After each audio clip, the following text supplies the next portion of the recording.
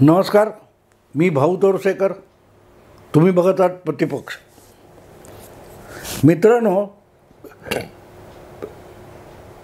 शरद पवार यांची जी मुलाखत मतदानाच्या तिसऱ्या फेरीनंतर पब्लिश झाली, ज्या मुलाखतीमध्ये शरद पवारांनी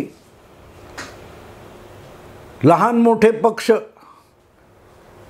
काँग्रेसमध्ये विलीन होतील, काँग्रेसच्या जवळ जातील असं भविष्यवाणी केली. त्यानंतर पंतप्रधान नरेंद्र मोदी यांनी त्यांना एक सल्ला दिला. तो जो सल्ला आहे त्याला माध्यमांनी शरद पवार आणि उद्धव ठाकरे यांना मोदींची ऑफर म्हणून पेश केलं. हा धादांत खोटारडेपणा होता आणि त्याचाच खुलासा करणं मला अगत्याचं वाटलं, म्हणून हा विषय मी घेतलेला आहे.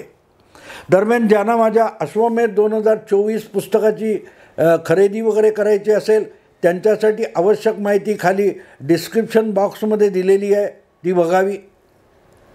मित्रांनो, माध्यमातून पहिली गोष्ट म्हणजे आकलन कमी होत चाललेलं आहे. समोरचा काय बोलतो ते ऐकावं, समजून घ्यावं आणि मग त्यावर भाष्य करावं, ही गोष्टच संपून गेलेली आहे. समोरचा जे काही बोलत असेल ते बोलो, मला पाहिजे ती मला मनात आहे तेच मी ऐकतो आणि मग तशीच बातमी बनवायची. हा जो काय प्रकार झालेला आहे त्यामुळे राजकारणात आणि सार्वजनिक जीवनामध्ये नको तितके गोंधळ निर्माण झालेले आहेत. आता गंमत बघा मित्रांनो, की मोदींनी काय त्यावर भूमिका मांडली. शरद पवारांचं म्हणणं असं आहे की 2024 नंतर म्हणजे लोकसभा निवडणुकीचे निकाल लागल्यानंतर पुढल्या 2 वर्षात हळूहळू करत अनेक प्रादेशिक आणि पारिवारिक पक्षांना आपलं अस्तित्व टिकवणं कठीण जाणार आहे. कारण हे सगळे पक्ष नेत्यांच्या मुलांच्या ताब्यात येत आहेत आणि त्यांना ते चालवता आले नाहीत तर ते पक्ष संपून जातील. म्हणूनच आपलं अस्तित्व टिकवणं अशक्य असेल तर त्यांना काँग्रेससोबत जावं लागेल आणि हळूहळू काँग्रेसमध्येच विलीन व्हावं लागेल. मुलाखतकारांनी त्यांना प्रश्न विचारला की तुमचा पक्ष तुम्ही विलीन करणार का? तेव्हा शरद पवार म्हणाले, मानव सहघाती टाळाटाळ केली त्याने. पण मुद्दा तो नाही. शरद पवार आपला पक्ष काँग्रेसमध्ये विलीन करणं या दृष्टीने विचार करतायत. ही जेव्हा गोष्ट लक्षात आली तर तोच खरा आशय होता आणि तो नेमका पंतप्रधान नरेंद्र मोदींना कळला. म्हणूनच त्यांनी शरद पवारांनी आपलं राजकीय अस्तित्व टिकवण्यासाठी काँग्रेसमध्ये विलीन होण्याची किंवा काँग्रेसला शरण जाण्याची गरज नाही, ते अजूनही स्वतःला सावरू शकतात असा सल्ला दिलेला आहे. उद्धव ठाकरे असोत किंवा शरद पवार असोत, यांनी आपले पक्ष पारिवारिक बनवल्यामुळे ते धोक्यात आलेले आहेत. शरद पवारांचं पुत्री प्रेम आणि उद्धव ठाकरे यांचं पुत्रप्रेम यामुळेच त्यांच्या पक्षामध्ये फूट पडली. हे सुद्धा पंतप्रधानांनी अनेकदा स्पष्ट करून सांगितलेलं आहे. आणि अशा वेळेला जेव्हा पंतप्रधान म्हणतात की तुम्ही काँग्रेसमध्ये विलीन होण्याची गरज नाही, त्याऐवजी तुमच्या पक्षाचा जो दुसरा गट आहे ज्याला निवडणूक आयोगाने खरा पक्ष म्हणून मान्यता दिली आहे, त्या पक्षाकडे तुम्ही जा, त्या गटाकडे तुम्ही जा, तुमच्या मूळ पक्षाकडे जा. शरद पवारच काय म्हणाले ते आठवतं ना, बारामतीमध्ये मूळचे पवार कोण आहेत, तीच गोष्ट पंतप्रधानांनी इथे सांगितलेली आहे की तुमचा मूळ पक्ष जो आहे ज्याला निवडणूक आयोगाने मान्यता दिली आहे त्याला शरण जा. काँग्रेस पक्षाला शरण जाण्यापेक्षा तुम्ही अजितदादांना शरण जा, तुम्ही एकनाथ शिंदेंबरोबर जुळतं घ्या, म्हणजेच तुमचा जो मूळ पक्ष आहे त्याच्याबरोबर राहा, भाजपमध्ये या अशी ऑफर दिलेली नाही. आता जर शिवसेना आणि राष्ट्रवादी हे दोनही पक्ष मूळचे, ज्यांना निवडणूक आयोगाने मूळ पक्ष म्हणून मान्यता दिली आहे, तेच जर NDAमध्ये असतील तर आपोआपच उद्धव ठाकरे आणि शरद पवार हे आपोआपच NDAमध्ये येतात, कारण ते मूळ पक्षात आलेत आणि मूळ पक्ष NDAमध्ये आहे. तेव्हा शरद पवार किंवा उद्धव ठाकरे यांनी NDAमध्ये यावं अशी ऑफर दिली किंवा त्यांनी भारतीय जनता पक्षात यावं अशी ऑफर दिली, हीच मुळात दिशाभूल होती. पण एक गोष्ट साफ आहे, शरद पवार किंवा उद्धव ठाकरे स्वतःला फार मोठे तिस्मार खान म्हणतात, पण त्यांना यातला गोता लक्षात आलेला आहे. ही ऑफर नाही आहे तर हा अपमान आहे. नरेंद्र मोदी यांनी अतिशय सभ्य शब्दामध्ये आणि फसव्या शब्दामध्ये शरद पवार आणि उद्धव ठाकरे यांचा घोर अपमान केलेला आहे. ती ऑफर नाही आहे, ऑफर नाही आहे. परत NDAमध्ये तुम्ही येऊ शकता, पण NDAमध्ये येण्यासाठी उद्धव ठाकरेंना एकनाथ शिंदे यांची NOC आणावी लागेल. शरद पवारांना आपला पुतण्या अजितदादा याची NOC आणावी लागेल, असा त्या ऑफरचा साधा सरळ अर्थ आहे. ज्यांनी तुमच्याविरुद्ध बंड पुकारलं आणि ज्यांना धडा शिकवण्यासाठी कंबर कसून गेले काही महिने वर्ष तुम्ही आटापिटा करत आहात, तुम्ही परत त्यांना शरण जा. ज्यांनी बंड केलं म्हणून ज्यांना गद्दार म्हटलं, त्या गद्दारांनाच तुम्ही शरण जायचं आणि त्यांना शरण जायलात की आपोआपच तुम्ही NDAमध्ये दाखल होता, असं नरेंद्र मोदींनी सांगितलेलं आहे. मित्रांनो, हा गुंता आहे, समजून घ्यायला लागतो. बातमी समजून घेणं आवश्यक असतं, कारण बातमी म्हणजे नुसते शब्द नसतात, बातमीमध्ये एक आशय दडलेला असतो. मला एक सांगा की शरद पवारांना झुगारून त्यांचे सगळे सहकारी, सगळे आमदार घेऊन त्यांनाच पक्षाच्या प्रमुख पदावरून अजितदादांनी बाजूला केलं आणि स्वतः पक्षाचे सर्वोच्च नेता, पक्षप्रमुख अजितदादा झाले. अशा अजितदादांच्या गटात शरद पवारांनी परत जायचं म्हणजे नेमकं काय असतं? अर्थात हा इतिहास काँग्रेसचा जुना आहे, काँग्रेसचा जुना इतिहास आहे.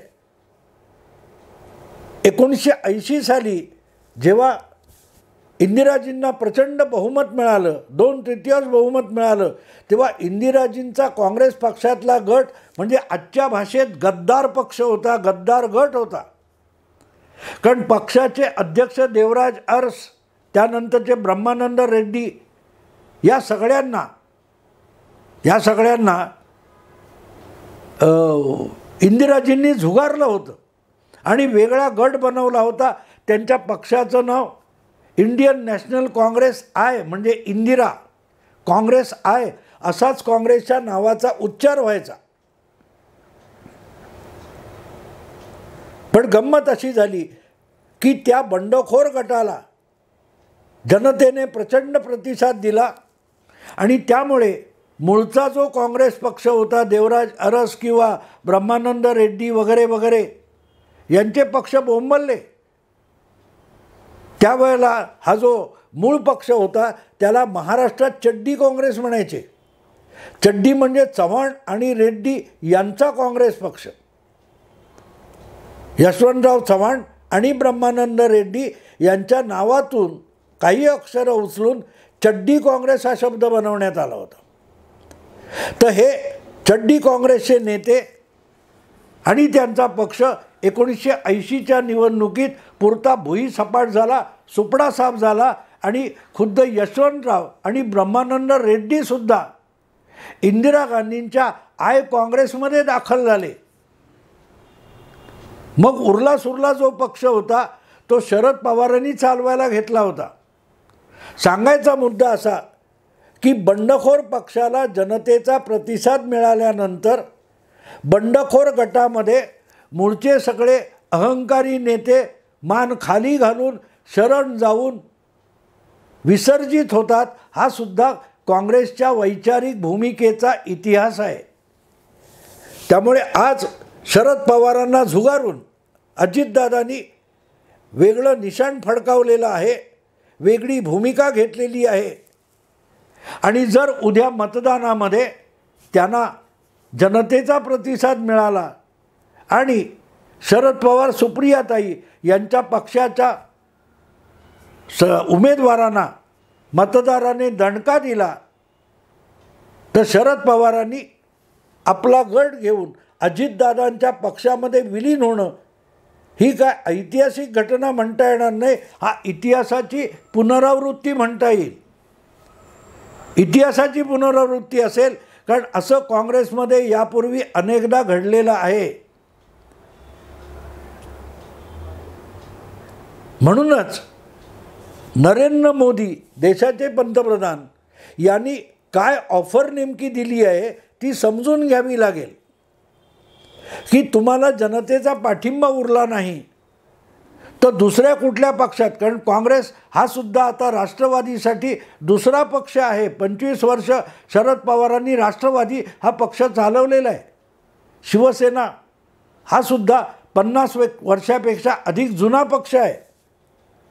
आणि त्यामुळे तो पक्ष काँग्रेसमध्ये विलीन करण्यापेक्षा त्याचाच वारसा घेऊन चालणारे जे पक्ष आहेत त्याच्यामध्ये विलीन होणं हे कमी अपमानास्पद असेल.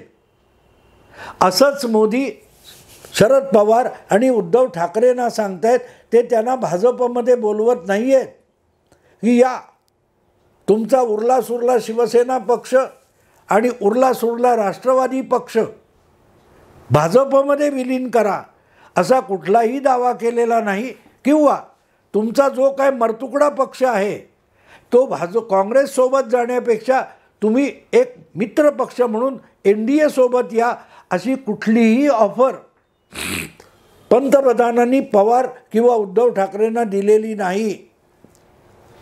त्यांनी सांगितले आमच्या समोर किंवा इतर कुठल्या पक्षासमोर गुडघे टेकून नाक रगडण्यापेक्षा कालपर्यंत तुमचे जे सहकारी होते, मग उद्धव ठाकरेंसाठी एकनाथ शिंदे असतील किंवा शरद पवारांसाठी अजितदादा प्रफुल्ल पटेल असतील, त्यांना शरण जाणं ही कमी शरमेची गोष्ट आहे, कमी अपमानास्पद करणारी गोष्ट आहे. दुसऱ्या कुठल्या पक्षात जाऊ नका. त्यापेक्षा कालपर्यंत भाऊबंद म्हणून जे एकत्र नांदलात त्या भावकीतच स्वतःला सामावून घेण्याची भूमिका घ्या. तेव्हा नरेंद्र मोदींनी ऑफर दिली वगैरे वगैरे काय ज्या बातम्या आल्या त्या दिशाभूल करणाऱ्या बातम्या. कारण अशा कोणाला तरी आपल्यात विलीन करून घेणं याला अर्थ नसतो. मित्रांनो, एक गोष्ट मुद्दाम सांगेन. अगदी या लोकसभा निवडणुकीपूर्वी बिहारच्या पप्पू यादवचा एक पक्ष होता, छोटासा प्रादेशिक पक्ष होता. पप्पू यादव हा लालू प्रसाद यादव यांच्याच पक्षातला एक बाहुबली नेता होता आणि पूर्णिया वगैरे काय 3-4 जिल्ह्यामध्ये त्याची दादागिरी चालायची. तो माफिया म्हणून ओळखला जायचा. पण लालूंच्या नंतर त्यांचे सुपुत्र तेजस्वी यादव यांनी पक्षाचा कब्जा घेतल्यानंतर पप्पू यादवला फारशी किंमत दिली नाही, म्हणून पप्पू यादवने वेगळी चूल मांडली, आपला वेगळा एक प्रादेशिक पक्ष काढला. तो पक्ष अगदी अलीकडेच निवडणुकीच्या 2 महिनेपूर्वी पप्पू यादवने काँग्रेसमध्ये विलीन केला होता. त्याची अपेक्षा अशी होती की काँग्रेस आणि लालू यादव यांची आघाडी बिहारमध्ये असल्यामुळे, गठबंधन असल्यामुळे आपल्याला काँग्रेसमधून लालू यादवांचा पाठिंब्याने पूर्णियामधून लोकसभा निवडणूक लढवता येईल, जिंकता येईल, काम सोपं होईल. पण त्यांनी पक्ष काँग्रेसमध्ये विलीन केला. तरीही लालू यादव यांनी पप्पू यादवला हवी असलेली जागा काँग्रेसला सोडायला साफ नकार दिला आणि काल परवा काँग्रेसमध्ये गेलेला पप्पू यादव याला पूर्णिया मतदारसंघात अपक्ष म्हणून निवडणूक लढवायची नामुष्की आली. सांगायचा हेतू असा की तुम्ही पक्षात विलीन वगैरे व्हाल, मान्य आहे, पण ते विलीन झाल्यामुळे तुम्हाला सन्मानपूर्वक वागणूक मिळते असं बिलकुल नाही आहे. काँग्रेसमध्ये जाणारे, विलीन होणारे हळूहळू काय स्तराला जातात आणि किती विटंबना होऊन काँग्रेसमधून बाहेर पडतात हे नवीन सांगण्याची गरज नाही आहे. आणि म्हणून पंतप्रधान नरेंद्र मोदी यांनी पवार किंवा उद्धव ठाकरे यांना सावध केलेलं आहे की केल्यात तुम्ही राजकीय चुका झाल्या असतील, माणूस आहात, चुका होतात, पण चुका झाल्यामुळे कुठेतरी अधिक अपमानित होण्यापेक्षा कमीत कमी अपमानित होऊन आपल्याच कालपर्यंतच्या बंधू बांधवांना आणि सहकाऱ्यांना सोबत घ्यायला जाल तर कमी अपमानित व्हाल आणि तुम्हाला तिथे पुन्हा एकदा सन्मानपूर्वक वागणूक मिळू शकते. म्हणून जायचं तर आपल्या मूळ पक्षामध्ये जा अशी ऑफर असा सल्ला नरेंद्र मोदींनी दिलेला आहे. ती कुठली ऑफर नाही आहे. पण गंमत अशी असते की आपला अपमानसुद्धा सन्मान कसा आहे ही दाखवण्याची ज्यांना हौस असते ते लोक हा उद्योग करतात. आणि म्हणूनच माध्यमांनी दिशाभूल केली की मोदींनी पवार आणि ठाकरेंना ऑफर दिली आहे, तर ती ऑफर नाही आहे म्हटलं तर अपमान आहे. कारण ज्यांना कालपर्यंत गद्दार म्हटलं, दगाबाज म्हटलं, घातपाती म्हटलं, त्यांच्याकडे आपलं अस्तित्व टिकवण्यासाठी परत जाऊन नाक रगडणं म्हणजे अपमान तर आहेच. मोठा नसेल, छोटा असेल, घरातल्या घरातला असेल, पण अपमान तर आहे. आणि म्हणून मी असं म्हणतो की NDAत यायचं असेल आणि काँग्रेसमध्ये जायचं नसेल तर हा एक मार्ग आहे. अर्थात मधून बातम्या येत असतात की उद्धव ठाकरे परत एकदा भाजपसोबत जायला तयार आहेत, त्यासाठी ते प्रयत्न करत आहेत, अशा बातम्या येत असतात. पण त्या बातम्यांच्या संदर्भातच नरेंद्र मोदींनी एक प्रकारे उद्धव ठाकरेंना अट घातली, इजा तुम्हाला एकनाथ शिंदेंची NOC घेऊन या, मग आम्ही भाजप मित्र पक्ष म्हणून स्वीकारतो. पण उद्धव ठाकरेंना सोबत घ्यायचं की नाही भाजपने हे भाजप नाही ठरवू शकत, एकनाथ शिंदे ठरवू शकतात, असंच नरेंद्र मोदींनी या ऑफरमधून सांगितलेलं आहे. आमच्याकडून अपमान करून घेऊ नका. तुमचा अपमान करण्याचा अधिकार हा खास मुख्यमंत्री एकनाथ शिंदेंना आम्ही बहाल केलेला आहे.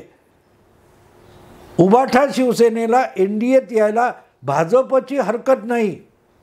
हरकत असेल तर ती एकनाथ शिंदेंची असू शकते. तेव्हा एकनाथ शिंदेंची NOC ना हरकत घेऊन या, असाच नरेंद्र मोदींच्या त्या ऑफरचा वास्तविक अर्थ आहे. तो भाजपत येण्यासाठी, NDAत येण्यासाठी केलेली ती ऑफर आहे. ही धादांत दिशाभूल आहे. या पण येण्यासाठी एकनाथ शिंदेंची NOC घ्या. पवारसाहेब तुमचंही स्वागत आहे, पण तुम्ही अजितदादांची NOC घेऊन NDAच्या गोटात येऊ शकता आणि स्वतःचा पक्ष आपल्याच फुटलेल्या गटामध्ये विलीन करून पण येऊ शकता. थोडक्यात अपमान तर होणारच. आता अपमान किती मोठ्या प्रमाणात, किती जाहीरपणे करून घ्यायचा हे उद्धव ठाकरे आणि शरद पवार यांनी ठरवावं, एवढाच नरेंद्र मोदींच्या बोलण्याचा अर्थ आहे. मित्रांनो, आता इथेच थांबतो. आवडलं लाईक करा, शेअर करा, सबस्क्राईब करा. नमस्कार.